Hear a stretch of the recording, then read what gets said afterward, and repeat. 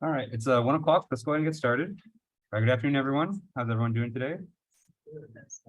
Good. All right, all right. Week 5, so I know probably things are going to start getting busy. In our class, probably something that everyone's noticed walking in. There's a midterm coming up. So I'm going to talk about that a bit later. But I also wanted to announce that homework 3 is posted, and so you might have gotten a notification about that yesterday. And so that's posted, and that's going to be due next Tuesday. Right? And so make sure you're doing that. Okay. So the plan for today is we have a little bit left about the amortization schedule that I want to finish up in the first part of lecture today, and then we're going to start talking about rate of return analysis. Okay. But after amortization schedules, that's the last topic that I'm going to expect you to know for the midterm. And so once we start doing rate of return analysis today, that stuff's not going to be on the midterm. Okay. And the last thing is just the amortization schedules, and that's it. Okay. All right, so let's talk about the midterm. So the midterm is scheduled for next Thursday, September 29th.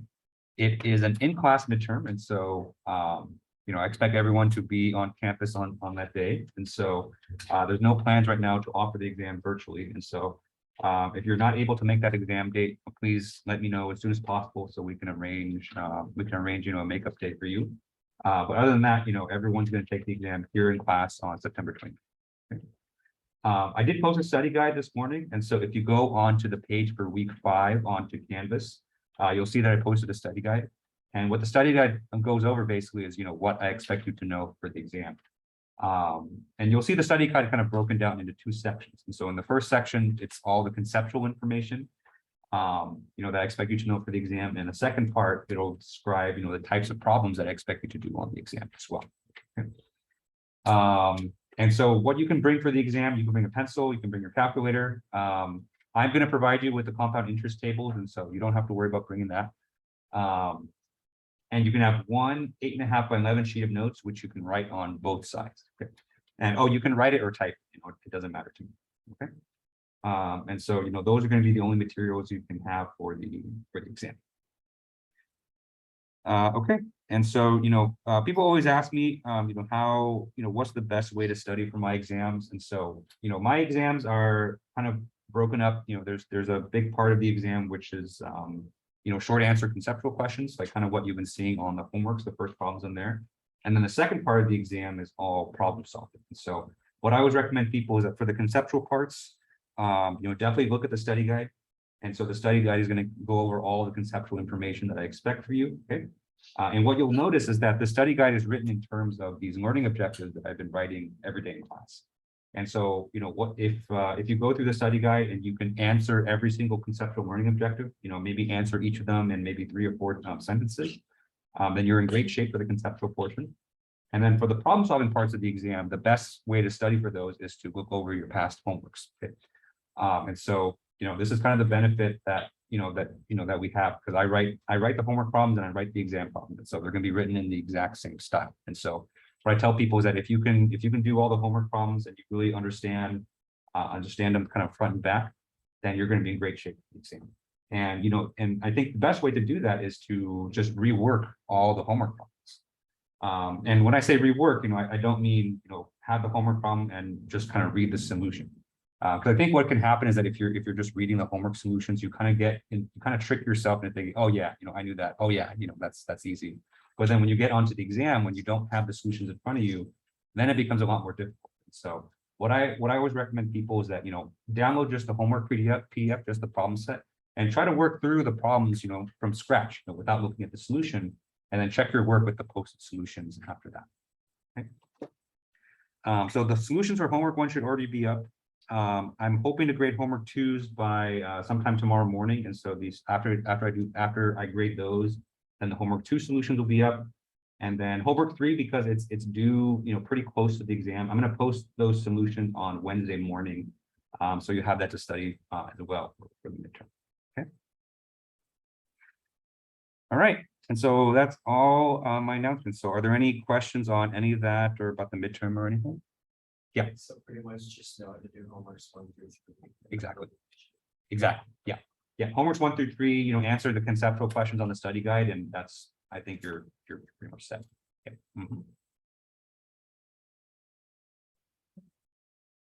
All right, and so, you know, of course, I have office hours. So I have office hours tomorrow afternoon and Thursday morning. And so, you know, if you want to ask questions about anything, about the homeworks, about anything that you're confused about in the lectures, you know, that's the perfect time to do it. So, you know, feel free to stop by office hours, and, you know, happy to answer any questions.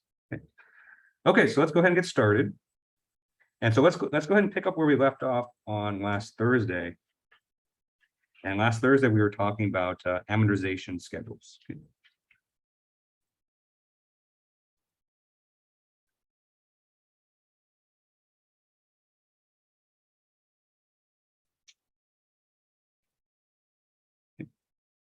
All right, so the idea with an amortization schedule, you know, this is kind of at the end of our lecture notes on annual cash flow analysis. An amortization schedule is basically a way for you to organize payments on a loan. Okay.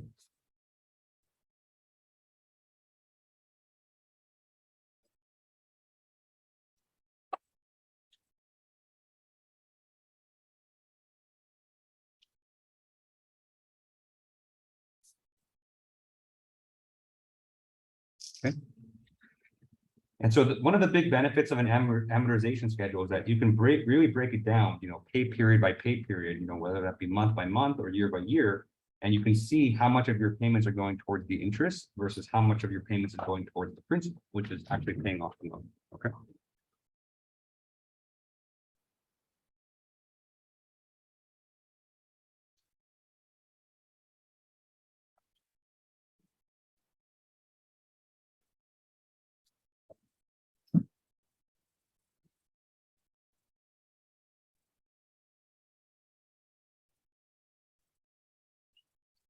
Okay. And so I think last Thursday I introduced the idea of an amortization schedule, and we talked about how to compute each of the columns. And so what I wanted to do today was just do an example to show you how it's done kind of front to back. Okay. All right, and so let's do an example. And so let's say that you have purchased a new piece of furniture, and that piece of furniture cost you $2,400.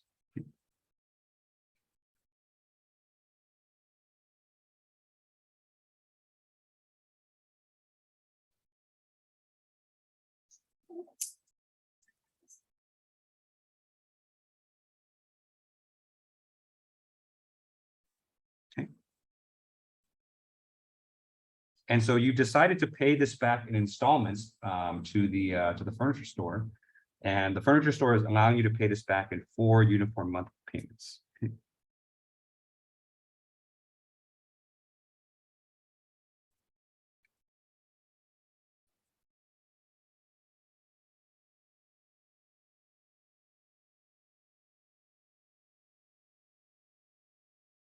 Okay. But because you're choosing to finance it, and so because you're not choosing to pay it off all at once, the furniture store is going to charge you a very small interest rate, you know, for spreading this payment out. And that interest rate is a 0.25%.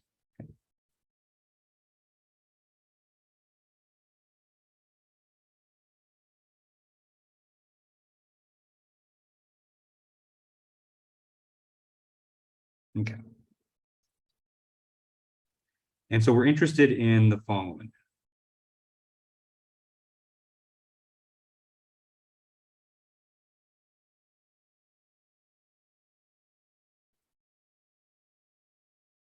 Okay.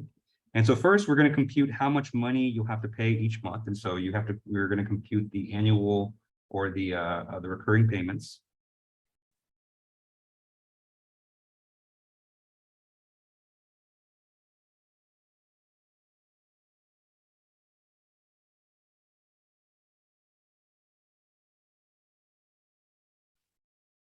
Okay. And two, we're going to basically construct the full amortization schedule.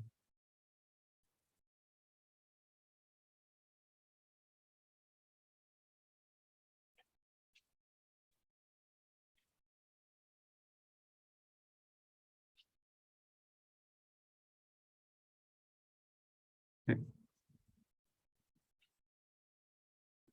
All right, so let's start with part one. And so part one, we want to compute basically the uniform series for this payment. Okay.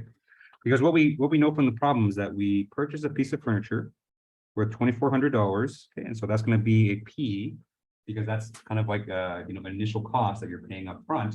Okay, but you're financing it with 4 equal monthly payments, and so N here is going to be 4, for the 4 payments, and then the interest rate here is 0.25%. Okay, and so with all this information, we can say that A, which is our uniform series amount or our payment amount, is going to be P times A over P, 0.25% interest, and N is equal to 4. Okay.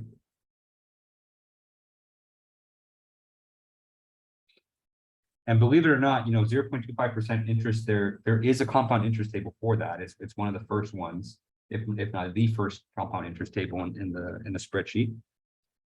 And so this is, if you look this up in the tables, this is 0.2516. Okay. And she multiplies 0.2516 times 2,400, and you get $603.84.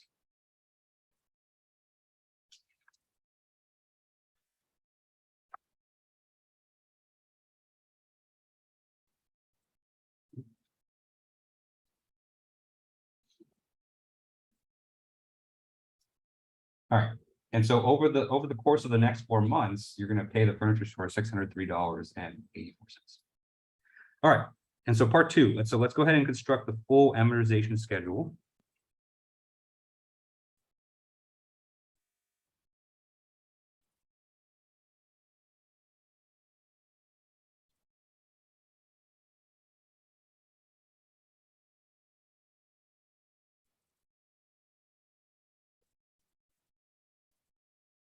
Okay. And let's go ahead and fill in a lot of this, what I call kind of header information. Okay. So these are all information that we're going to use in the table, but it's good to kind of have them all in one place, just so that we can refer to it again later. Okay.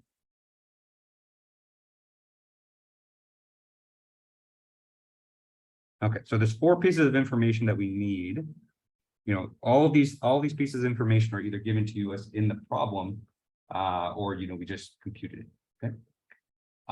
And so I know it might seem a little bit kind of repetitive to have this again, but when you're kind of organizing stuff, the whole idea of an amortization schedule is to just organize all the information.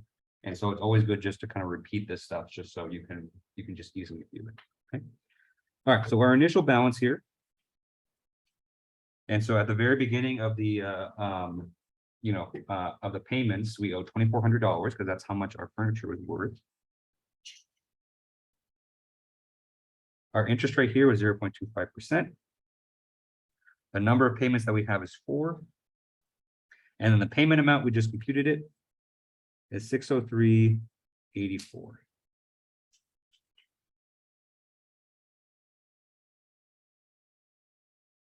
Okay.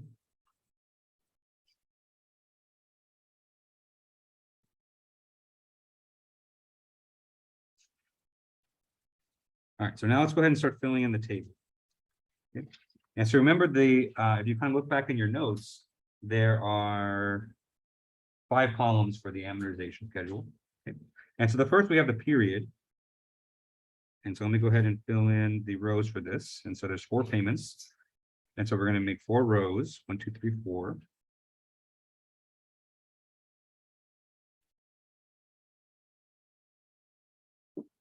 Okay. Next, we have the beginning balance, which is how much money we owe at the beginning of the period.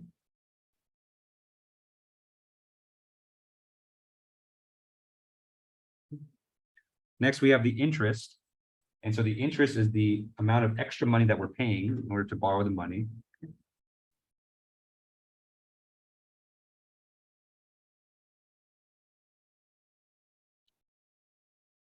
Okay, next, we have the principal paid.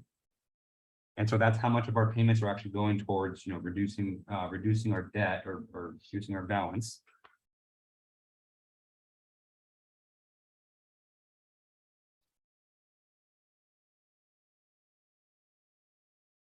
Okay. And then finally, our last column is ending balance, which is how much we still owe on the loan at the end of that pay period after we've made our payment. Okay, so let's go ahead and go, we'll do the first row all together. We'll do the first 2 rows all together. And then, I'll go ahead and fill the rest in after that. Okay. And so at the beginning of the first pay period, we haven't made any progress or any payments yet. And so our beginning balance for that first period is $2,400.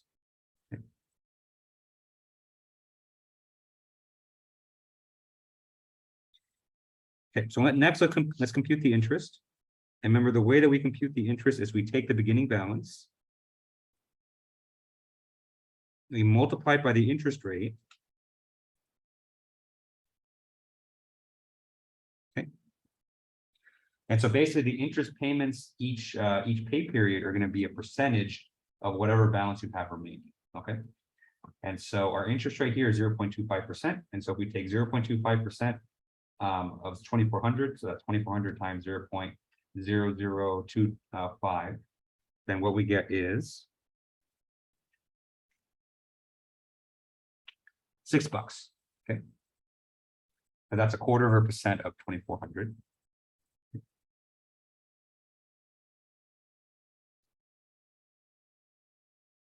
All right, next we have the principal paid. And remember, the way that we compute this is we take the payment amount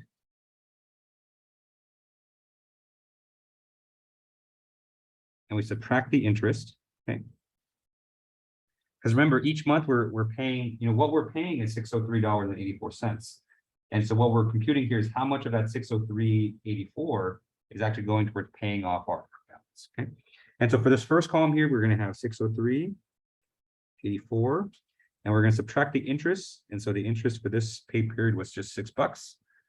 And so if we compute that arithmetic, we do 603.84 minus 6, we get 597.84. Okay. And then our ending balance here, the way that we compute this is the beginning balance subtracted from the principal paid.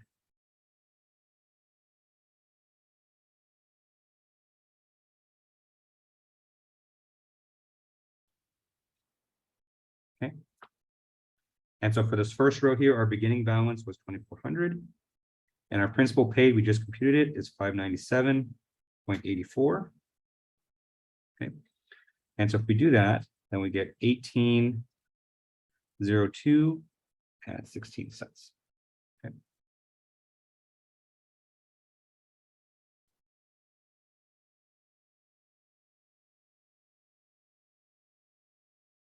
Okay. And so that's the first row. And so what we're going to do now is we're going to repeat this process for rows 2, 3, and 4, and we'll have the full amortization schedule for that. Okay. Any questions on how we got these numbers here? Okay. All right, so let's go ahead and repeat it. And so I'll go a little bit fast because it's just a repeat of the first row. And so for the second pay period, our beginning balance is whatever we ended with on the first period. And so after the first period, we had 1802 and 16 cents. And so we're just going to do the same thing. And so our interest here is just 1802.16 times 0.0025. And what we get is about 450. Okay. And then we subtract that from our payment and we get $599.34.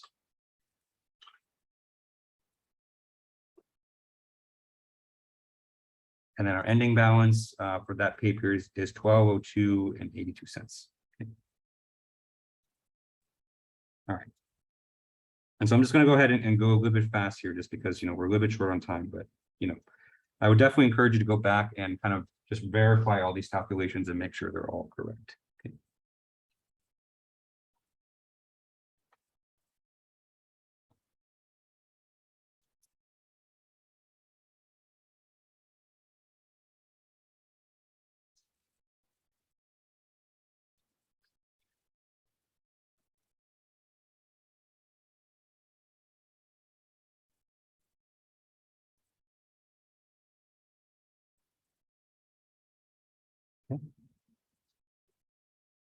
And so amortization schedules, you know, I think they're not that difficult. You know, the formulas to compute them are not that hard. It's just a little bit tedious because it's a lot of just a lot of writing. It's a lot of computations you have to do. Okay.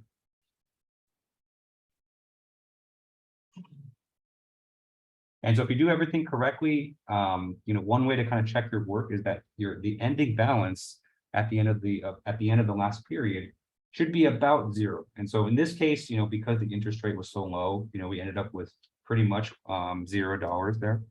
But what you'll see in homework 3, when I ask you to do this, you may not get exactly zero, especially if you're using the compound interest tables. But a lot of those errors are due to just rounding. And so if you don't get exactly zero at the end, you know, don't worry about it. But as long as if it's, you know, maybe a few cents, maybe a couple dollars, you know, something like that, you know, then you're most of it. Okay. All right, any questions on this? Okay. All right, so one last thing I want to go over about amortization schedules is a way for you to quickly compute, you know, what your current balance on the loan is. Okay.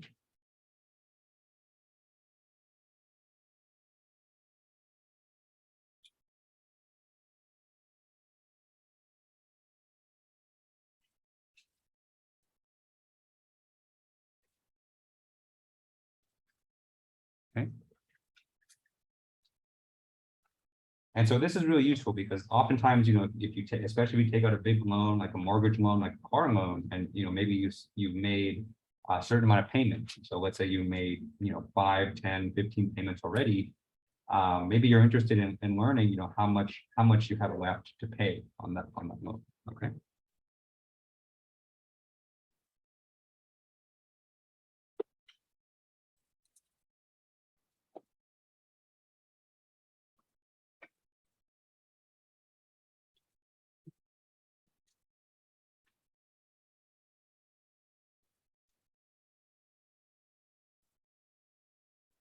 Okay. Right, and so with the tools that we've had, you know, with the compound interest tables and the formulas and everything, this is actually really easy to compute. And so, you know, nowadays it's a bit different just because, you know, there's, you know, almost any big loan it's, you know, has like some website and portal for you to look at, and so you can just log in and check.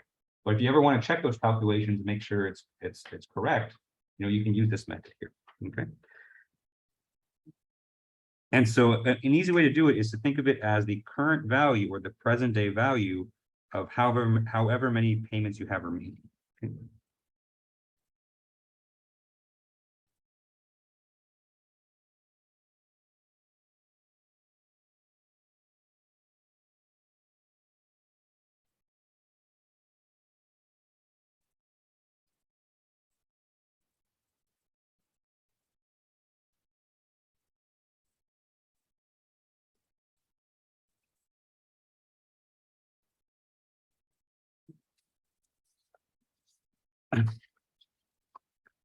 All right, and so in formula form, this is the way that we do this, is we say remaining balance.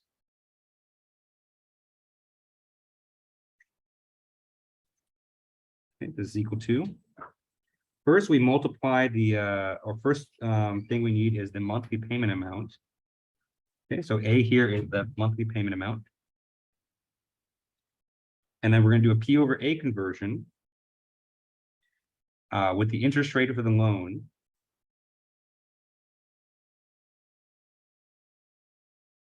And then the N that you put in is just however payments you have left.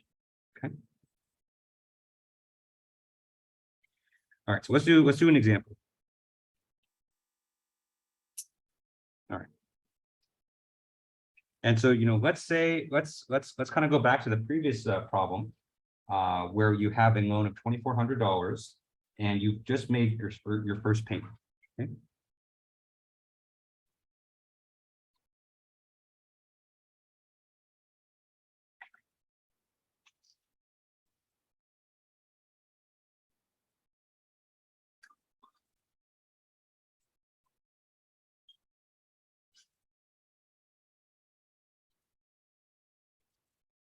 Okay.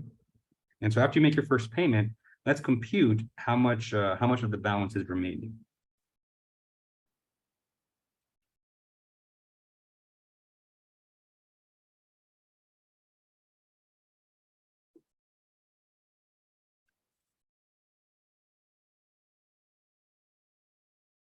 Okay.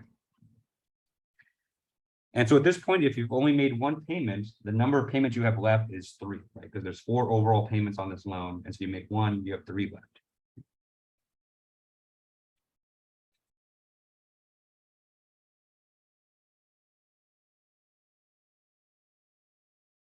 Okay.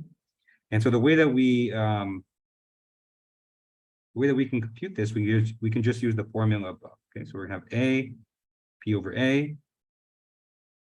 Okay. Our interest rate here is 0.25%. And the number of payments remaining is 3. Okay, so let's go ahead and plug in the values. And so A here is 603.84. And then we have P over A, 0.25%, and 3. Okay. Of course, if you've already gone through the trouble of constructing the full amortization schedule, then obviously, of course, you can just look at the table, right? And so after you make one payment, the amount of money that you have left on the balance is just whatever the ending balance is after that period. Okay. And so if you already went through the trouble of creating the full amortization schedule, you can just look at the table. But if you haven't constructed the table yet and you actually compute this, and so if you look up this this conversion factor here in the compound interest tables, and what you should see, and you multiply by 603, what you get is 1802 and 16 cents. Okay, which is exactly what we have up here. Okay.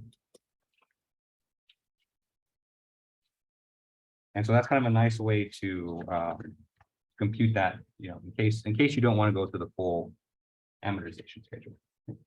Because for certain types of loans, you're going to make hundreds of payments on the loans over the course of many years, and so of course you're not going to want to make the full amortization schedule for 360 payments, and so you can use this formula to kind of easily compute how much balance you have left on the loan. Okay. All right. Any questions on that? Okay. All right. So here's the cutoff point. And so, after this, from this point onwards, this is not going to be on the midterm. So this is kind of that's the last kind of piece of information you need to know for the first midterm. Okay. But don't go yet. Don't take a nap. Don't leave the Zoom call. The stuff that we're going to go over today is still going to be important because that's going to be on the second midterm. And so, you don't have to worry about it now, but you will eventually. All right, so what we're going to start is what's called a rate of return analysis.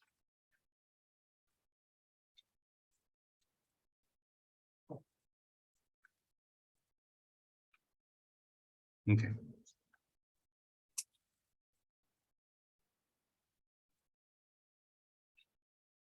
All right, so rate of return, technically it's still classified as an economic analysis technique. And so it belongs in the same class of method as present worth analysis, annual cash flow analysis. but the way that we're going to go about it is different. Okay? And so let's start by saying that rate of return analysis, this is an economic analysis technique.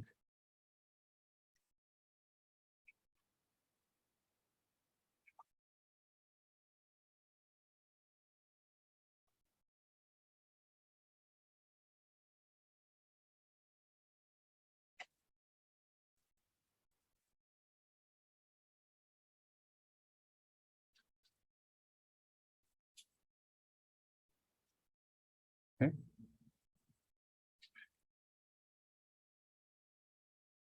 And so it's different. And so you can use rate of return to do all the same things you do with present worth and annual cash flow. And so probably not today, probably on Thursday, we'll see how to actually perform economic comparisons with these.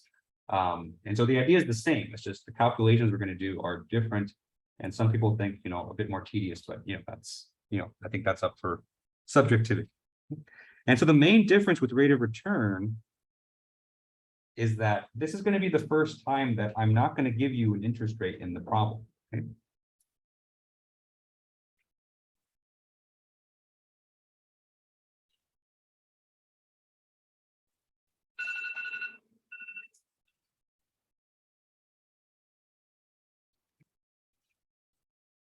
Right? In fact, the goal of rate of return analysis is to actually solve for that interest rate. Okay?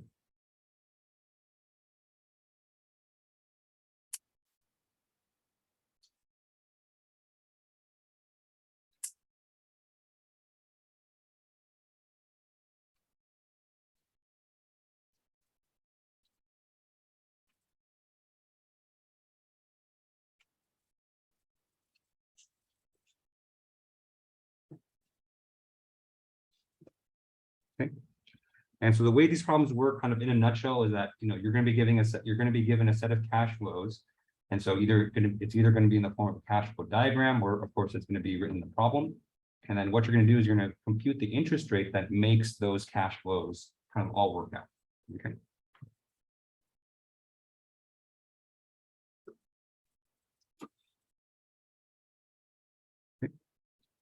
And so this interest rate that we solve for, that is defined as the rate of return.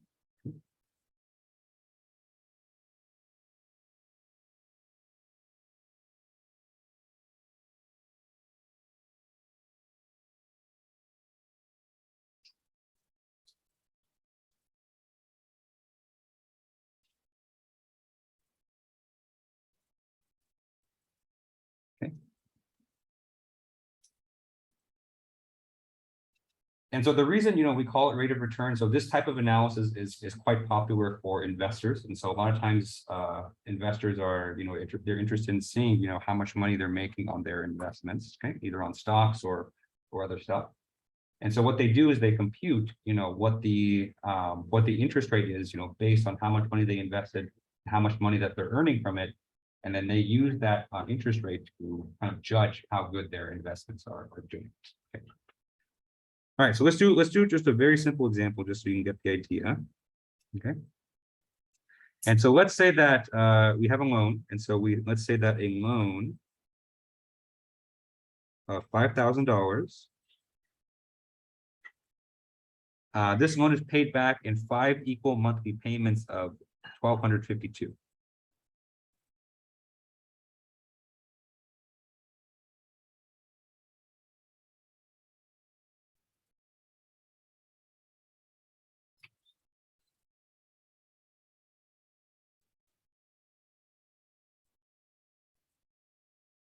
Okay. All right, so that's about it. And so, for this loan right here, let's compute what the rate of return is.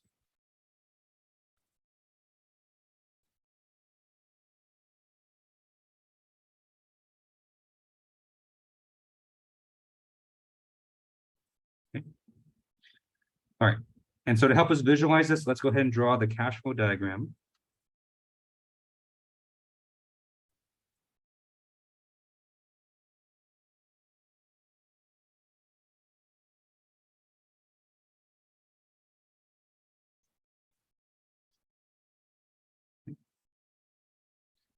Kind of overshot it a little bit, but that's okay. All right. And so, we have a loan of $5,000. And so, let's say that we have an up arrow here. $5,000. And so that's money that you obtain in the present day because it's a loan. Okay. And then what you're going to do is pay this back in 5 payments, where each of these payments here is $1,252. Okay.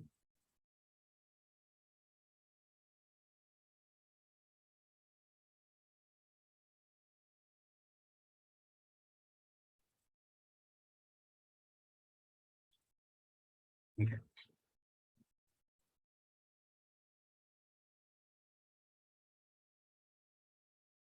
All right, and so we need to compute, what the rate of return is based on these cash flows. Okay. All right.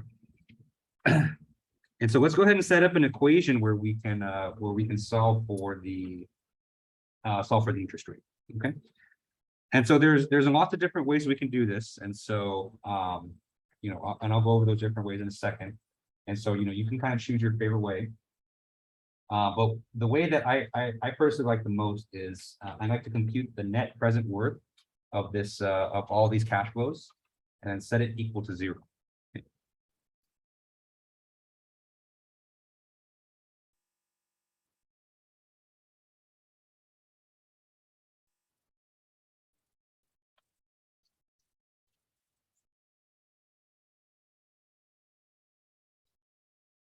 Okay. Because basically what we're saying in this case is that for this kind of simple loan, what we're saying is the 5 payments of $1,252 is equivalent to a present day sum of $5,000. Okay. And so what we say is that the uniform monthly payment of $1,252 is equal to $5,000 present day. Okay. Right. And so to set up this equation, let's go ahead and convert all of these cash flows into present sums. And so what we say is $1,252. Okay. This is just a standard A to P conversion. And so we're going to do P over A. We don't know the interest rate. And so we'll say the interest rate is just I for now. And the number of periods is 5. Okay. And then the $5,000 is already in present format because it's happening at year 0. And so we can just leave that as it is. Okay. Right. And so we say that this is those two are equal. Okay. Right. And so if you kind of rearrange this formula again a little bit, what we can say is that the present worth here of this entire cash flow diagram is a positive 5,000 minus 1,252 P over A, I and 5. Okay. And so that's the present worth of the diagram by itself. And so if we set this equal to 0, then what we can do is we can move this 1,252 term to the other side, and we end up with the same equation, okay, except kind of mirrored. Because I have no foresight for 5 minutes into the future. Right. And so, we kind of arrive at the same thing. And so, essentially, you're basically what this is called is it's called balancing the cash flow diagram. And so you basically are, setting everything equivalent to each other. And just, you can arrive at it different ways. Okay, so let's go ahead and work on this equation here. And so, the only unknown that we have is this factor right here. Okay. So let's go ahead and solve for that factor. And so if we divide both sides by 1,252, okay, what we get from on the left-hand side is 3.994. And the 1,252s are going to cancel on the right. And so this is equal to P over A, I, and 5. Okay.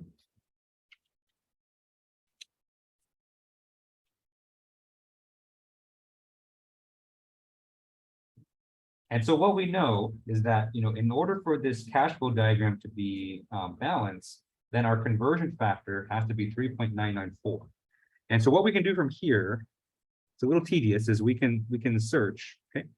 Because we know, even though we don't know the interest rate, we know that the conversion factor that we're looking for is a P over A, and the N here is 5. Okay?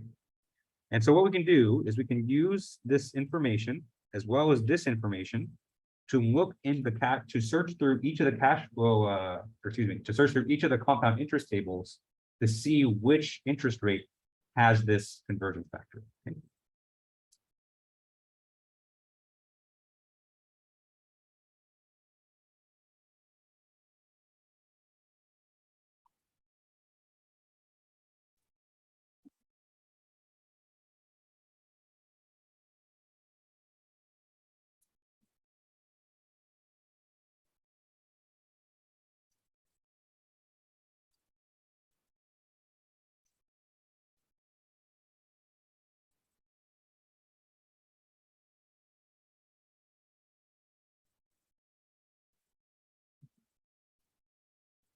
Okay. Right, and so, this part is a little bit tedious, and so you're gonna have to search through the different compound interest tables. But because I wrote this problem and I know what the answer is, we don't have to do that. And so, if we look this up, we say that if we look at the compound interest tables for I is equal to 8%, then what we see is that the conversion factor is exactly 3.994. Okay.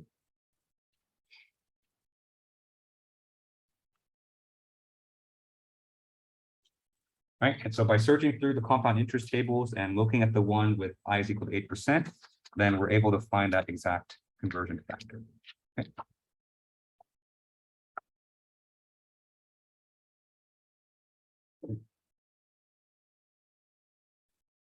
All right, any questions on this? Okay. All right, and so that's kind of rate of return analysis in a nutshell. And so basically what you're going to do is you're going to set up either a net present worth equation, you're going to set up a net annual cash flow equation, set it equal to 0, and solve for the interest rate. Okay. It can be a little bit tedious, and this isn't even the more tedious parts, and so you'll see it'll get more tedious after that. But generally speaking, I think most people like to use the compound interest tables. And so that's something you have to get used to. There is another way to solve these types of problems, though, if you're kind of savvy with MATLAB or savvy with Excel, and that's by plotting. Okay.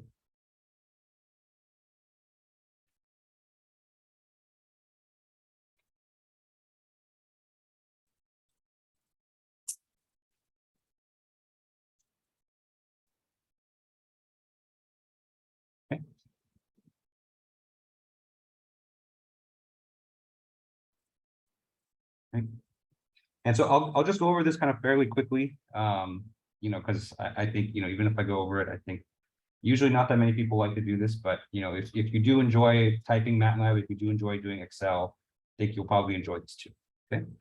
And so kind of the key to this method here with plotting is to remember that all the conversion factors that we have been using from the compound interest tables have a formula behind it. Okay.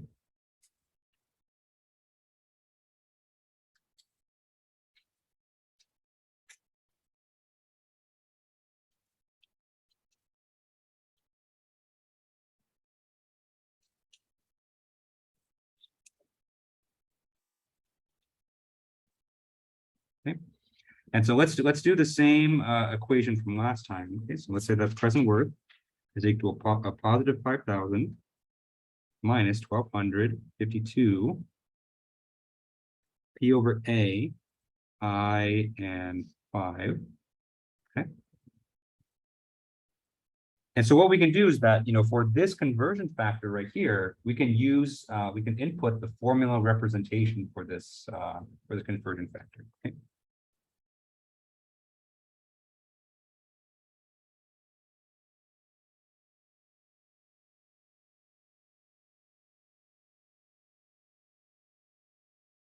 All right, so we have present worth is equal to 5,000 minus 1,252. And the P over A formula is 1 plus I raised to the n minus 1, all divided by I, 1 plus I to the n. And of course, that's equal to 0. Okay. All right, and so of course, for this particular problem, we know the value of n. So the value of n here is 5, and so let's go ahead and plug those in. Right, so everywhere you see n, we'll plug in 5 for that. Okay. And now that we have this equation here, all you have to do is just solve for I. Okay. The only thing is that, unless you're a big fan of foiling and foiling and foiling and foiling, this is not an equation that's very easy to solve for I. Okay? And so the easier thing to do is just to kind of plug this formula into MATLAB and then make a figure of it and then see where that plot crosses the x-axis. Okay.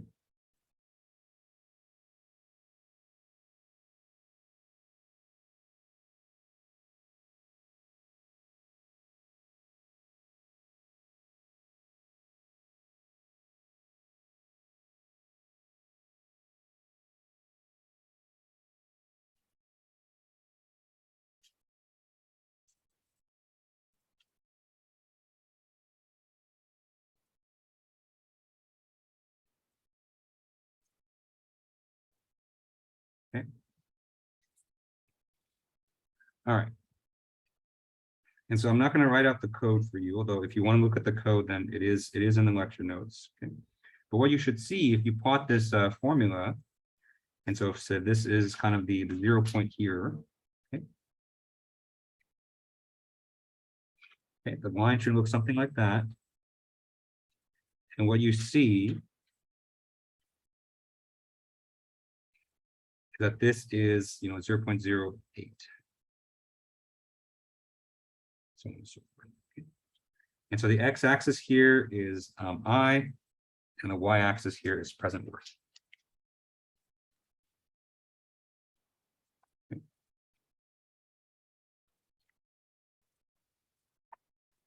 All right, and so that's another way that you can compute rate of return.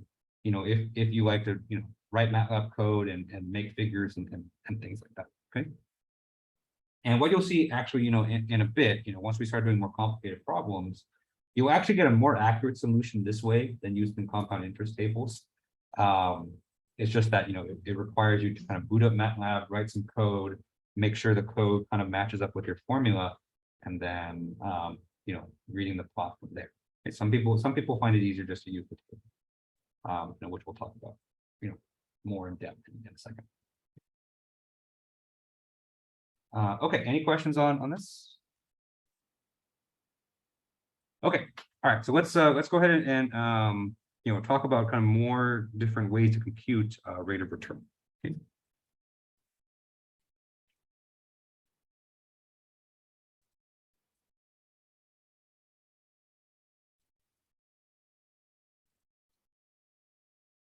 Okay.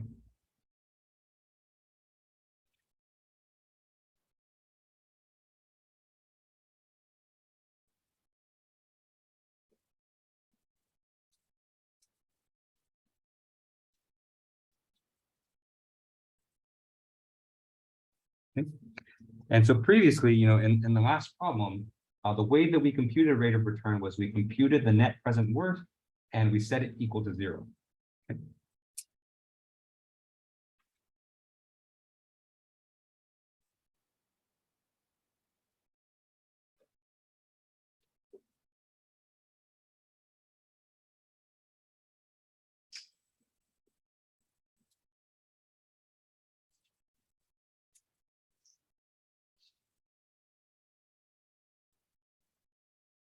Okay. All right, so we took all the cash flows in the problem, we converted them all to a present sum, we added them all up, and then we just set it equal to 0, and then we solve for the interest rate from there. Okay.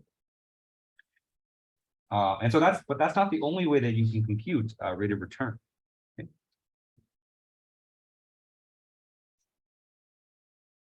Okay.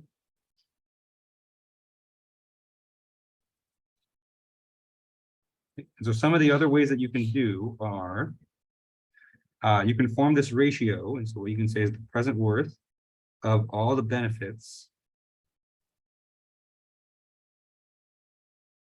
and the present worth over the present worth of the costs. Okay. We can say that this is equal to 1. I don't know why it's doing that. Okay.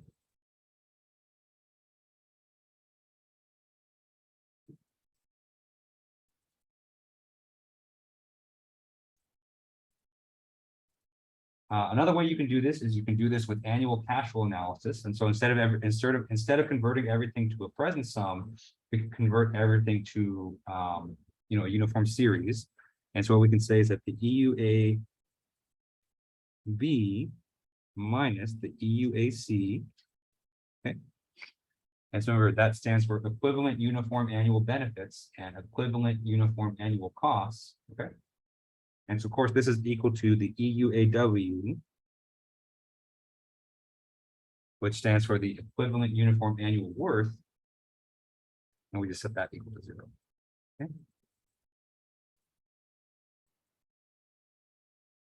All right, so all of these methods work. And so, there's other ones that are in the notes, but they're all just kind of spin-offs of the same thing. And so I think what you'll see me do mostly is that I'm going to be using net present worth. But for some cases, if it's easier to use EUAW or if it's not more convenient to use this ratio, we'll actually come back to that ratio in a bit later, because that ratio is interesting for cases when you have kind of public works projects. But you can kind of just use whichever is best, whichever makes the most sense to you, because it's all going to give you the same answer. Okay. All right, so let's do another example. Okay. And so the first example that we did today, or the first example that we did for rate of return, kind of worked out really nicely because it was kind of 8% just right on the nose. For a lot of cases, you're not going to get something so nice. So let's do another example, which is a little bit more messy. Okay, so let's consider the following cash flow diagram.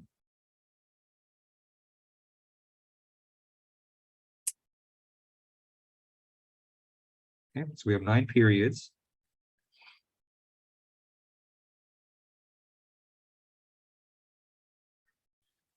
Okay, and let's say for year 0, we have an up arrow. And then for the first 3 years, we have the same. And so all of these here are going to be $9,000. Okay. Year 4 is going to be skipped. And then years 5 through 9 are going to have downward arrows.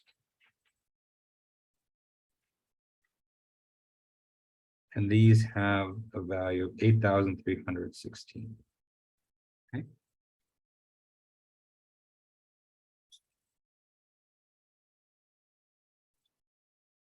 All right, and so here's our cash flow diagram, and so what we're interested in is computing what the rate of return is for this.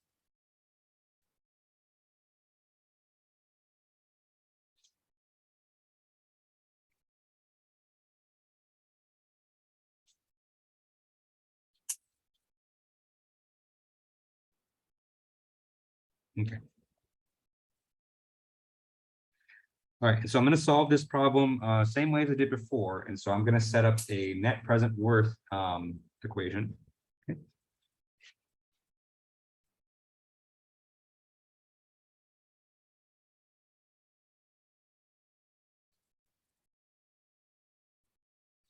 Okay. But this one's a little bit tricky, and so I think kind of for a couple different reasons. And so if you look at this problem, what you might think is that we have 2 cash flows here. So we have a uniform series of 9,000 in the positive direction, and we have a uniform series of 8,316 in the negative direction. Okay. But something's a little bit off with this.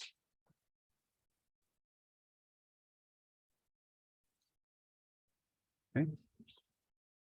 It's the fact that our uniform series here actually starts on year 0, right? And so that's not standard. And so, if we're talking about just a standard uniform series, it should start on pay period 1. Okay? But this one does not. So this one actually starts at 0, which may look unusual. Okay? But there's kind of an easy way to fix with this. Okay? And so the easy way to kind of reconcile this is to remember that any cash flows at year zero are automatically considered a present sum. Okay? And so we actually we can classify this as three different cash flows. Okay. And so first we have a $9,000. Okay. What we can say is that on year zero, we have a $9,000 present sum, okay, that's happening on year zero. And then in addition to that, we have a $9,000 uniform series. Okay. And this occurs in years 1 through 3.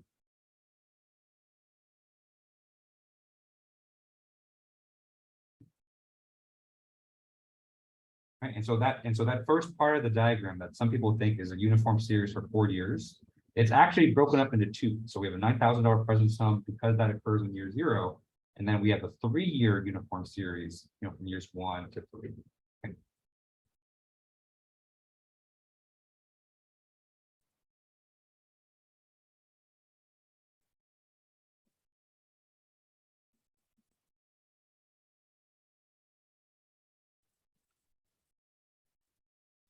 Right, and of course, we have the uniform series between years 5 and 9 of minus 8,316.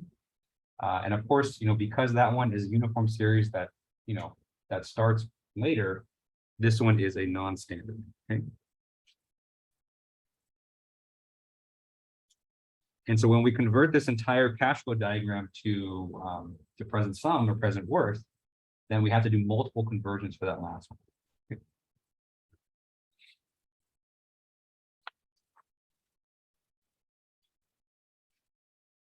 All right, any questions on this example so far? Right. Makes sense about how it kind of broke that down between those. Okay, so with this knowledge, let's go ahead and compute the present worth. Okay. And so first thing we're going to compute is a $9,000. Okay. And so that is the present sum that's already on year 0. Okay. And that's already in present sum format, and so we don't have to convert anything for that. Next, we're going to compute the uniform series, and so that also has a value of 9,000. Okay. And so to convert that to a present sum, we need a P over A conversion factor.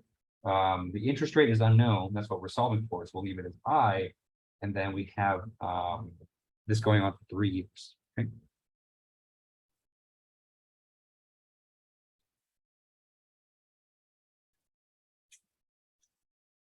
Okay. All right, and so now let's go ahead and convert the 8,316, keeping in mind that this is non-standard, and so we have to do this in multiple conversions.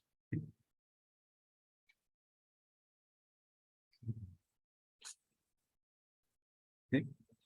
First, let's do a P over A conversion. And so the P over A conversion is P over A, I, and 5. And so what this is going to do, and let me try to make it so I don't slow down too far. And so by applying this conversion right here, we're converting uniform series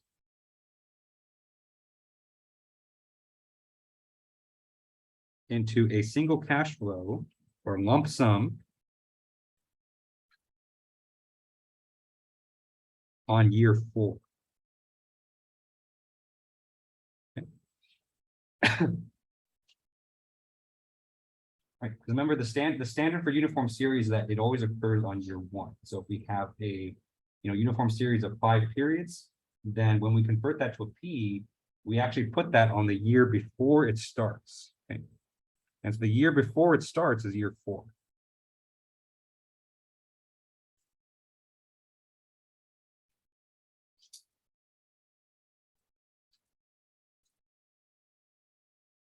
Okay.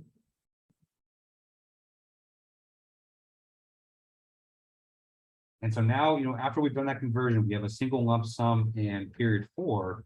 And so now we can just convert that single lump sum in 4 back to 0. Okay. And so we do that with the P over F conversion. Okay, so P over F, I, and 4. And then what this one's going to do here is converts lump sum in year 4 to year 0. Okay. All right, and since this is a rate of return problem, now that we have the formula for net present worth, we just set the entire thing equal to 0. And now we're going to go about the business of solving for I. Okay.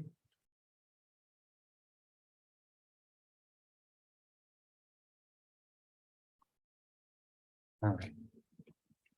Any questions on this? Does that make sense how I set up those conversions there? Okay.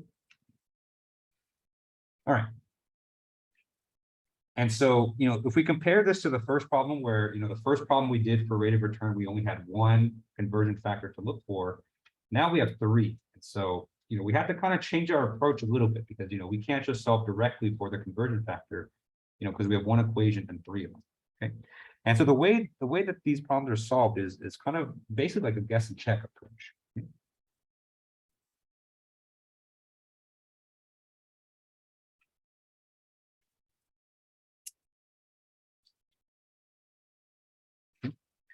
What we're going to do is we're going to, usually you're going to start in a, maybe in a better, if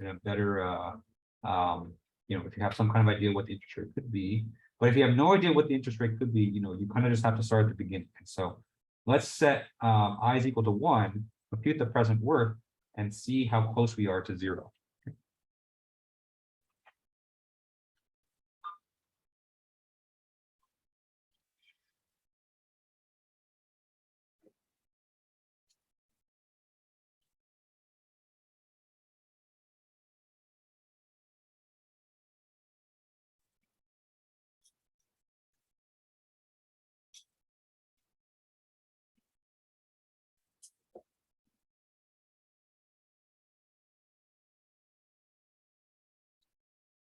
Okay. And so we're going to start at 1%. We're going to look at the table for interest rate of 1%. We're going to plug in all the interest. We're going to plug in all the conversion factors. We'll get some number. It's not going to be perfectly 0, but then we're going to keep repeating that until the present worth changes sign. Okay, and I'll let you know what that means in a second. Okay, so let's start. And so let's first compute the present worth when I is equal to 1%. Okay. And so what we have for that is 9,000 plus 9,000. Then we have the conversion factor P over A with an I of 1% and 3. And so that conversion factor is 2.941. Okay. Minus 8,316. And the first conversion factor is P over A, I, and 5. And so that is 4.853. Okay. And then we have the conversion factor for P over F, I, and 4, where I is 1%, and we get 0.961. Okay. So let me just go ahead and label these. So this conversion factor right here is P over A, 1%, and 3. Okay. This one right here is P over A, 1%, and 5. Okay. And this one right here is P over F, 1%, and 4. Okay. And so we're basically going to start at one of the compound interest tables for interest rate that sounds reasonable, and then you're just going to plug in all the conversion factors. Okay. And if you do that, you perform the arithmetic for this, and what we get is minus $3,314. Okay.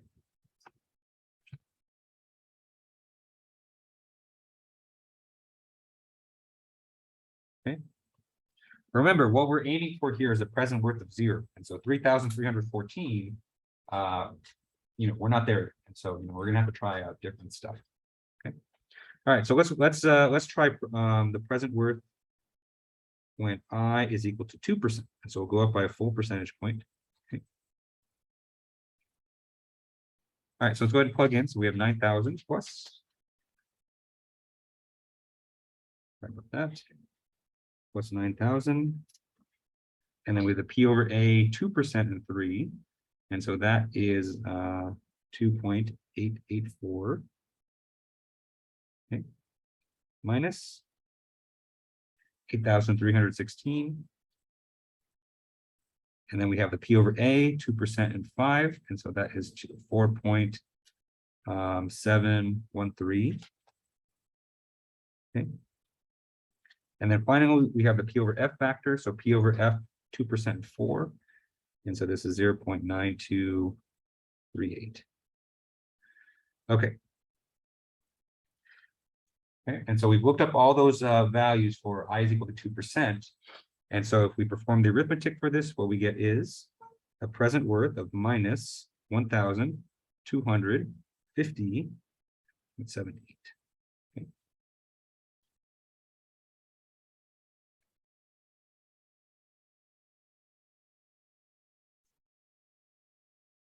And so still not quite there, but at least we're heading in the right direction, right? And so, we started off with something very negative. We tried the next interest rate, and now we're getting closer to 0. Okay. All right, so let's try one more time at 3%. Okay. And I won't narrate this one just for the sake of writing. My voice is a little bit shot after this weekend too, so resting is good.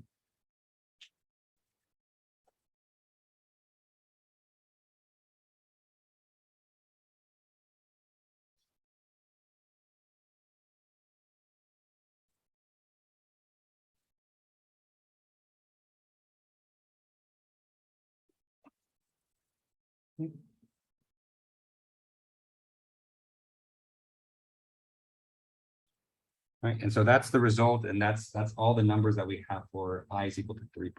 Okay, so let me pause here for a second, just to let kind of people catch up, and then we'll finish up this problem.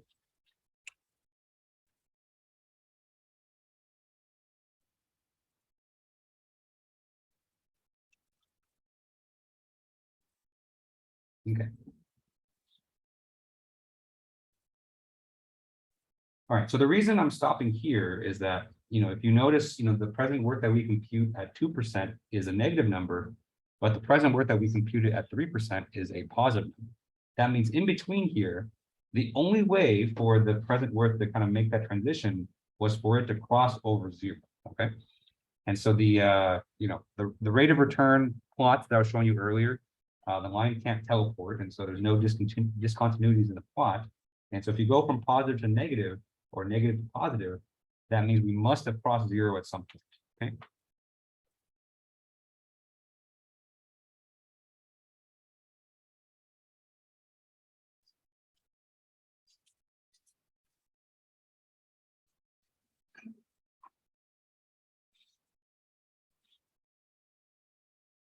Okay. And so since we must have crossed 0 between 2 and 3%, this means that the rate of return that we have, or for this problem, is somewhere between 2 or 3%. Okay.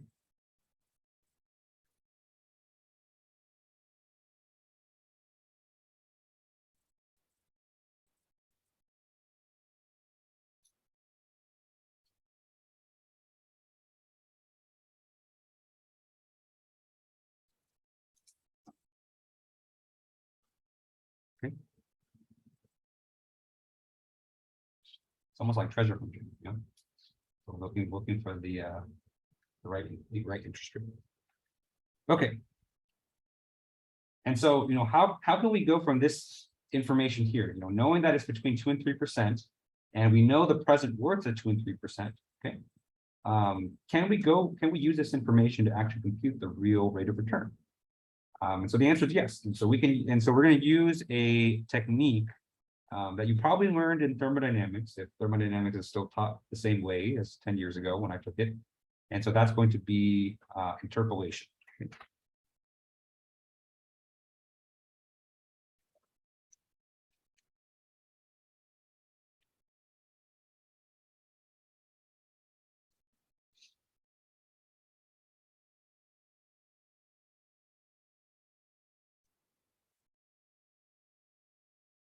Okay. you guys have done interpolation before, right? In previous classes. Okay, so it's just slightly different application. Okay. And so let me go ahead and write the formula for you.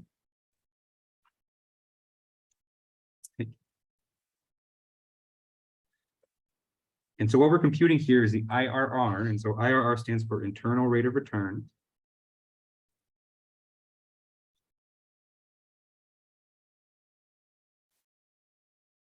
Okay. And so this is computed as I low.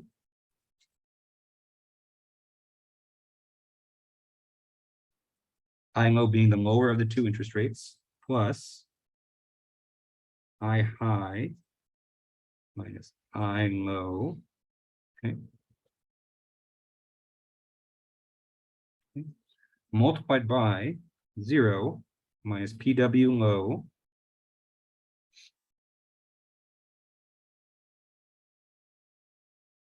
divided by PW high minus PW low.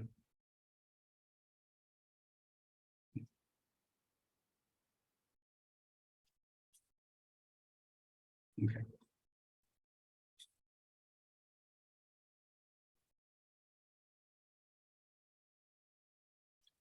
Okay. And so you have to be careful using this formula because it can be a little bit confusing. Okay. And so let me go ahead and label each of these entries.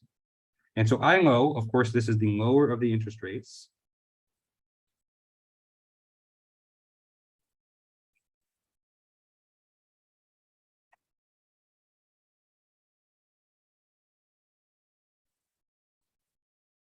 Okay.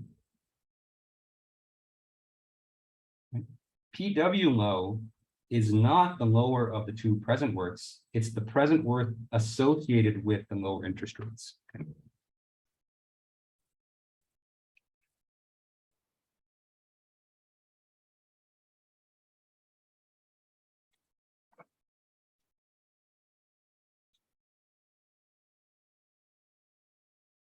Okay. And the same thing is true for the other two. So I high is the higher interest rate.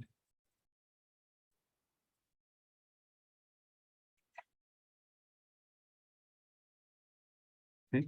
And PW high is the present worth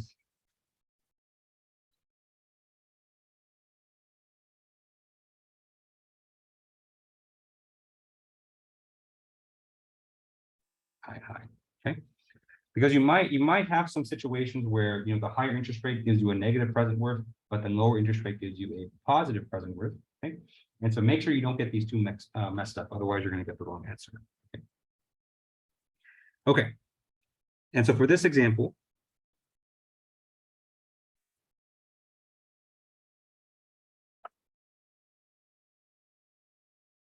okay, so for this problem, I low here is 2%.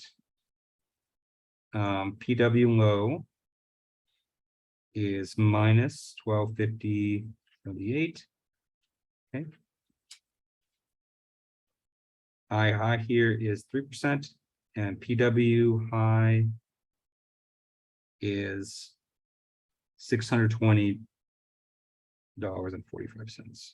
Okay.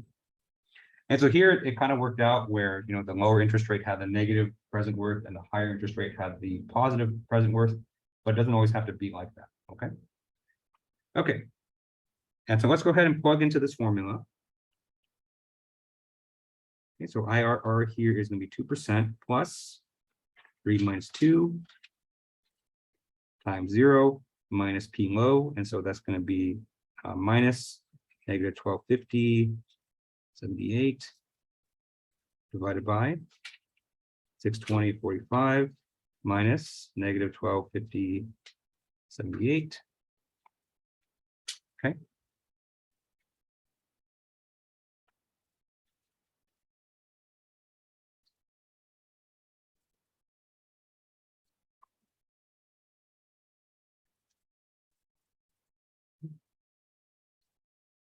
And so here, because the interest rates here are, we're not using it in a compound interest formula or anything like that. You can leave the interest rate as, as their percentage numbers. You don't have to convert it to decimals. And so if we do this, then what we obtain here is an interest rate of 2.67%.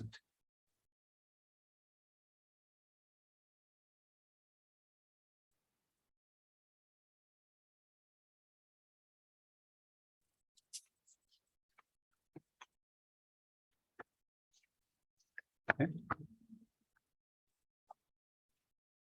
Okay, and so, for these types of problems, where you're, where you have multiple conversions, what you're gonna have to do is you're gonna have to compute present words at several different interest rates, find the point or find the place where it crosses between negative to positive or positive to negative, and then use interpolation to find the real rate of return.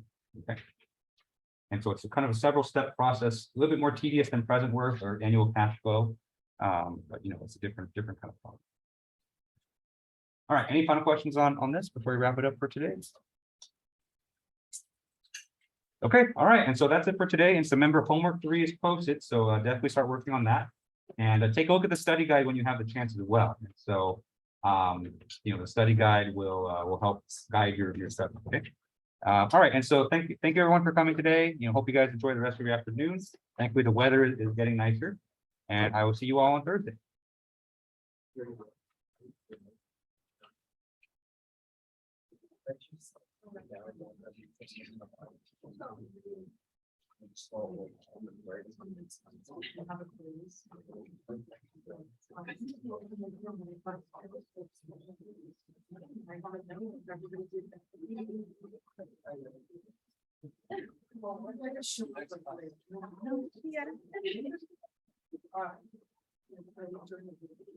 No, I'm staying now. How's your meeting? Oh, it was a lot of fun. Nice. Yeah, I lost my voice a little bit. Oh, But no, just a lot of screaming and a lot of people drinking, a lot of people throwing up. So it was crazy, but it was fun. Yeah, it was one of my really good friends from high school. So great seeing it. It was great seeing it. and also for one of the result, I think for this one, Yep. I think you put in a 640. Yep. Mhm. When I calculate the number, it was different. Oh, really? Okay. Yeah. I should probably double check that. So Oh, okay. that's numbers I have in the problem. But yeah, if you it could have made a mistake there. So Yeah. yeah. Mhm. I just let you know. Okay. Yeah, thankfully no. You don't want to bother with it. Oh yeah, I mean you can do that too. So Oh. that's fine. Okay, yeah. Have a nice day. See you, MJ.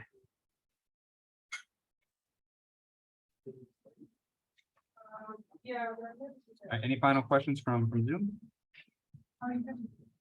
Oh. All right.